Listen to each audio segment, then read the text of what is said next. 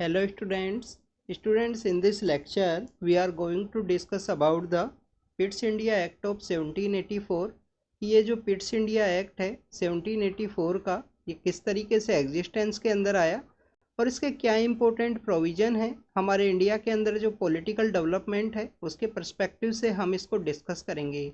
Students जो पिट नाम के पर्सन हैं इनकी गवर्नमेंट आती है 1784 के समय और उस समय ही इस कानून को पास करवाया गया था ब्रिटिश पार्लियामेंट के अंदर, जिसकी वजह से इसको पिट्स इंडिया एक्ट की वजह से भी जाना जाता है कि इंडिया के अंदर जो ईस्ट इंडिया कंपनी है उसके अफेयर्स को कंट्रोल करने के लिए ये जो कानून है वो लाया गया था ब्रिटिश पार्लियामेंट के द्वारा।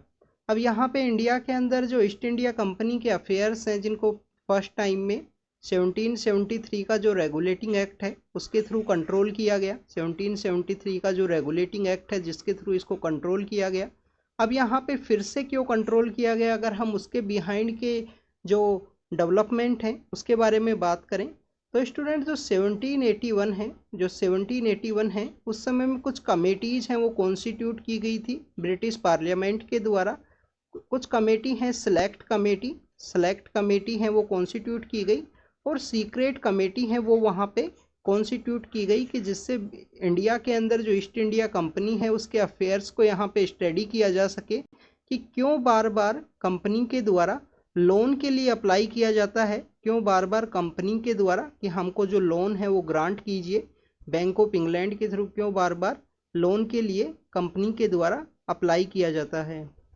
स्टूडेंट्स आप देखिए कि सिलेक्ट कमेटी के द्वारा 1781 के समय जो एक्ट ऑफ सेटलमेंट है जिसको हमने प्रीवियस लेक्चर के अंदर डिस्कस किया है, तो एक्ट ऑफ सेटलमेंट की बात की गई। एक्ट ऑफ सेटलमेंट के अंदर हमने देखा कि कैसे वहाँ पे जो जुडिशरी है, जो सुप्रीम कोर्ट को इस्टेब्लिश किया गया था रेगुलेटिंग एक्ट ऑफ 1773 के थ्रू, तो वहाँ पे जुडिशरी का जो ज्यूरिसडिक्शन है उसको वहाँ पे डिसाइड किया गया। सुप्रीम कोर्ट का जो ज्यूरिसडिक्शन है उसको डिसाइड किया गया और कैसे जो गवर्नर जनरल की काउंसिल है उसको यहाँ पे एग्जेम्प्ट किया गया। उस समय में जो सिविल सर्वेंट्स हैं उनको एग्जेम्प्ट किया गया। तो वो आपको सेलेक्ट कमेटी के रिकमेंडेशंस के थ्रू जो एक्ट ऑफ सेटलमेंट है वो आपको देखने के लिए मिलेगा। बट स्टूडेंट्स एक जो सीक्रेट कमेटी कॉन्स्टिट्यूट की गई थी कि कंपनी उस समय में इंडिया के अंदर जिन अफेयर्स के अंदर इन्वॉल्व थी, आप देखिए कि एंग्लो मराठा वॉर है, जो एंग्लो मराठा वॉर है, फर्स्ट एंग्लो मराठा वॉर है वो इसी समय में आपको देखने के लिए मिलेगा। 1782 के समय ट्रीटी ऑफ सलबाई है वो भी साइन की गई है। इसी एंग्लो मराठा वॉर के बाद में जो ट्रीटी है, जो संधि है वो साइन की जाएगी। तो ट्रीटी ऑफ सलबाई ये आपने हिस्ट्री के अंदर आप इसको रीड करोगे। जैसे ही मराठा वॉर एंड होती है, मराठा वॉर के ख़त्म होने के बाद में कंपनी के द्वारा फिर से लोन के लिए अप्लाई किया जाएगा। कंपनी के द्वारा फिर से लोन के लिए अप्लाई किया जाएगा। तो यहाँ पे कंटिन्यूस जो सीक्रेट कमेटी है उसके द्वारा रिकमेंडेशन दिया गया कि कंपनी के अफेयर्स को कंट्रोल करने की ज़रूरत है, कि इंडिया के अंदर जो कंपनी के जो यहाँ पे अफेयर्स हैं उनको यहाँ पे कंट्रोल करने की ज़रूरत है जिससे कि कंपनी को रेगुलेट किया जा सके। तो इसी वजह से स्टूडेंट्स इसके कुछ रिकमेंडेशंस आपको देखने के लिए मिलेंगे सीक्रेट कमेटी के। जो कंपनी का जो कॉमर्शियल अफेयर्स हैं और जो पॉलिटिकल अफेयर्स हैं दोनों को ही यहाँ पे सेपरेट किया जा सके। पॉलिटिकल अफेयर्स के लिए board of control and court of directors है, दो डिफरेंट ऐसे ऑर्गेनाइजेशंस हैं जिनको इस्टेब्लिश करने की बात की गई। और उसके जो डायरेक्टर्स हैं जो वहाँ पे ओवरव्यू करेंगे board of directors and board of control and court of directors को जो यहाँ पे कंट्रोल किया जाएगा वो ब्रिटिश पार्लियामेंट के जो ऑफिसर्स हैं, ब्रिटिश पार्लियामेंट के जो पर्सनस हैं वो आपको देखने के लिए मिलेंगे। तो पिट्स इंडिया एक्ट की अगर हम बात करें तो 1784 के समय आया। विलियम पिट उस समय में, जो पिट हैं वो उस समय में पावर के अंदर आते हैं और उनके द्वारा ये जो कानून है वो लाया गया। इस एक्ट का जो इम्पोर्टेंट प्रोविज़न यही है कि एक्ट के द्वारा जो कंपनी के कॉमर्शियल अफेयर्स हैं, जो कंपनी के कॉमर्शियल अफेयर्स हैं एंड पॉलिटिकल अफेयर हैं, कॉमर्शियल एंड पॉलिटिकल अफेयर्स हैं, दोनों को ही यहाँ पे डिफ्रेंशिएट किया गया, दोनों को ही यहाँ पे डिस्टिंग्विश किया गया दोनों के बीच में। इसके लिए स्टूडेंट्स यहाँ पे जो कोर्ट ऑफ डायरेक्टर्स हैं उनको कॉमर्शियल अफेयर्स को मैनेज करना है। कंपनी के जो कोर्ट ऑफ डायरेक्टर्स हैं उनके द्वारा कॉमर्शियल अफेयर्स को मैनेज करना है, कॉमर्शियल अफेयर्स को मैनेज करना है। और एक नई जो बॉडी क्रिएट की गई है, बोर्ड ऑफ कंट्रोल, उनके द्वारा जो पॉलिटिकल अफेयर्स हैं, जो बोर्ड ऑफ कंट्रोल नाम की नई ऑर्गेनाइजेशन कॉन्स्टिट्यूट की गई है, उनके द्वारा पॉलिटिकल अफेयर्स को, कंपनी के जो पॉलिटिकल अफेयर्स हैं उनको यहाँ पे कंट्रोल किया जाएगा। स्टूडेंट्स, इसी वजह से कोर्ट ऑफ डायरेक्टर्स, जिनके द्वारा आप यहाँ को याद रखने का एक तरीका है, आप सी से सी को यहाँ पे मैच करना, कोर्ट ऑफ डायरेक्टर्स के द्वारा कॉमर्शियल अफेयर्स को मैनेज किया जाएगा। तो इसी वजह से court of directors and board of control की वजह से यहाँ पे जो ड्यूल गवर्नमेंट का जो कॉन्सेप्ट है या सिस्टम ऑफ डबल गवर्नमेंट जो है वो आपको देखने के लिए मिलेगा, सिस्टम ऑफ डबल गवर्नमेंट। तो सिस्टम ऑफ डबल गवर्नमेंट है, उसको यहाँ पे इस्टेब्लिश किया गया इस court of directors and board of control के थ्रू।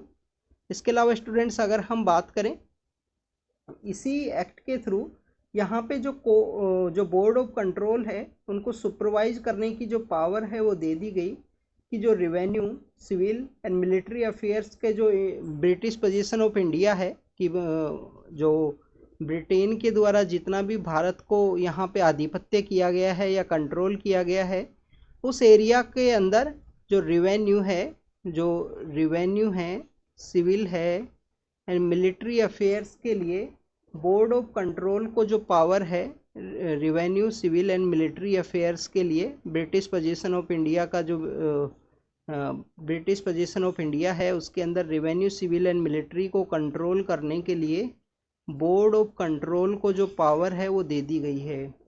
तो स्टूडेंट्स, यहाँ पे आपको 2 इम्पोर्टेंट थिंग्स हैं जो इस एक्ट के थ्रू देखने के लिए मिलेंगी, पिट्स इंडिया एक्ट के थ्रू।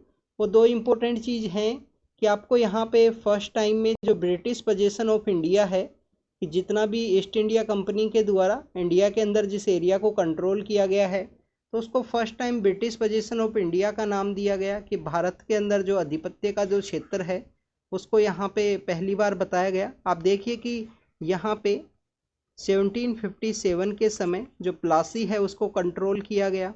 फिर बैटल ऑफ बक्सर के अंदर आपको जो अवध का रीजन है, बंगाल, बिहार और उड़ीसा का जो रीजन है, जिसके थ्रू दीवानी राइट्स मिलते हैं कंपनी को 1765 के समय।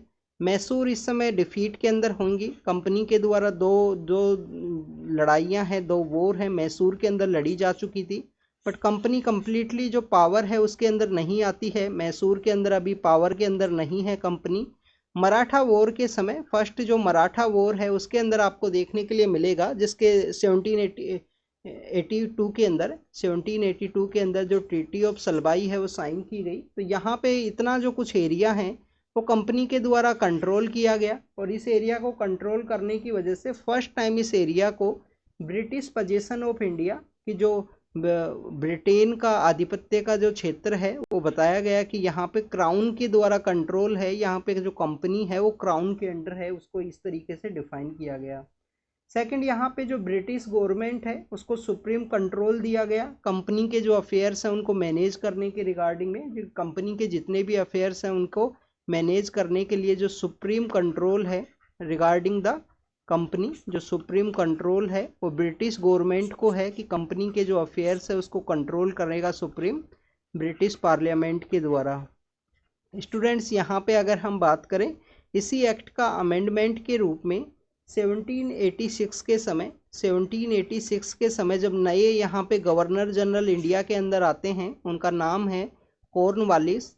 कॉर्नवालिस वो पर्सन है स्टूडेंट जिनके द्वारा परमानेंट सेटलमेंट है, 1793 के समय जो परमानेंट सेटलमेंट है वो लाया जाता है। और इंडिया में आने से पहले ये जो अमेरिका है, जो अमेरिकन वॉर ऑफ इंडिपेंडेंस उस समय चल रहा था, तो अमेरिका के अंदर ये हुआ करते थे। उस समय में अमेरिका के अंदर ये पोस्टेड थे, जो आज यूएसए है, यूनाइटेड स्टेट ऑफ अमेरिका है, वहाँ पे ये पोस्टेड थे। इनकी वजह से वहाँ पे डिफीट होती है, बट एक ऐसी एरिस्टोक्रेटिक फैमिली से बिलोंग करने की वजह से इनको इंडिया के अंदर अपॉइंट किया गया। इनकी कुछ 2 शर्त थी इंडिया के अंदर अपॉइंट होने से पहले, कि मेरे को वहाँ पे जो कंपनी का जो बेसिकली कमांडर इन चीफ है उसके रूप में अपॉइंट किया जा सके। तो इसी की वजह से एक अमेंडमेंट एक्ट है जो 1786 के समय आता है। कॉर्नवालिस की जो 2 डिमांड है उनको कंप्लीट करने के रिगार्डिंग में कि कॉर्नवालिस की जो गवर्नर जनरल की जो काउंसिल है उसके द्वारा अगर कुछ डिसीजंस लिए जाएंगे, कुछ स्पेशल डिसीजंस लिए जाएंगे, तो यहाँ पे जो काउंसिल है उसकी जो कंसिडरेशन है या जो काउंसिल का जो डिसीजन है वो ज़रूरी नहीं है। तो गवर्नर जनरल की जो काउंसिल है उसका मेजोरिटी यहाँ पे ज़रूरी नहीं है। कॉर्नवालिस अपने जो विवेक है या अपने इंडिपेंडेंस के ऊपर यहाँ पे कम्प्लीटली कुछ डिसीजंस है उनको ले सकते हैं। सेकंड, यहाँ पे जो कॉर्नवालिस को जो कमांडर इन चीफ है वो यहाँ पे अपॉइंट किया गया। यहाँ पे जो कमांडर इन चीफ है वो यहाँ पे अपॉइंट किया गया है कॉर्नवालिस को। तो ये आपको पता होना चाहिए, कमांडर इन चीफ की जो पोस्ट है उनको दी गई थी कॉर्नवालिस को यहाँ पे। तो स्टूडेंट्स, ये एक्ट ऑफ 1786 है जो कॉर्नवालिस के लिए दो इम्पोर्टेंट जो उनकी शर्त हुआ करती थी उनको माना गया और उसको यहाँ पे इंडिया के अंदर जो गवर्नर जनरल है वो अपॉइंट किया गया। बाद में इनके टाइम पीरियड में आपको जो परमानेंट सेटलमेंट है वो देखने के लिए मिलेगा। Student, this is all about the Pitt's India act and Cornwallis का जो इन्फॉर्मेशन है जिसको हमने डिस्कस किया, तो यही है। तो thank you students, thank you very much.